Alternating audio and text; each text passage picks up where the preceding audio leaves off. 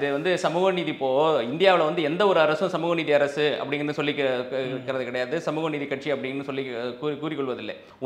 இந்தியாவிலேயே ஒரே கட்சி வந்து அதுக்கு வந்து கிளைம் பண்றது அப்படின்னா திராவிட முன்னேற்ற கழகம் தான் அப்படிதான். ஆனா இதே திராவிட முன்னேற்ற கழகத்துல தான் இந்த பட்டியல் மக்களுக்கு எதிராக, பழங்குடியின மக்களுக்கு எதிராக ஆதிக்க ஜாதியினர் வந்து தொடர்ந்து வன்முறைகளை வந்து கட்டவிழ்த்துட்டே இருக்காங்க. ஆனா இதுல வந்து எல்லாத்துலயும் வந்து திமுக அரசு வந்து ஒரு மென்போக்கான தான் போயிட்டு இருக்கு. அவங்களுக்கு வந்து கடுமையான நடவடிக்கை எடுத்ததா வந்து நம்மளுக்கு எதையுமே பார்க்க முடியல. இப்ப நான் வரிசையா சொன்ன மாதிரி வரிசையா இவ்வளவு வன்கொடுமை நான் சொல்றது எல்லாமே கடந்த ஒரு வருஷத்துக்குள்ள நடந்த வன்கொடுமைகள் பட்டியலினத்திற்கு எதிராக. அதுல வந்து எதற்குமே ஒரு சரியான ஒரு தீர்வு வேங்கவேல் விஷயத்தை வந்து நம்ம பலமுறை பேசியிருக்கோம். 3 வருஷமா ஆயிடுச்சு. அதுக்கு எவ்வளவு பெரிய போராட்டங்கள் நடந்தது, எவ்வளவு பெரிய ஒரு இழிவான செயல் நடந்தது, அதையே வந்து நீர்த்து போயிட செய்யற அளவுக்கு தான் இந்த வந்து திராவிட முன்னேற்ற கழக அரசு வந்து செயல்பட்டு இருக்கு.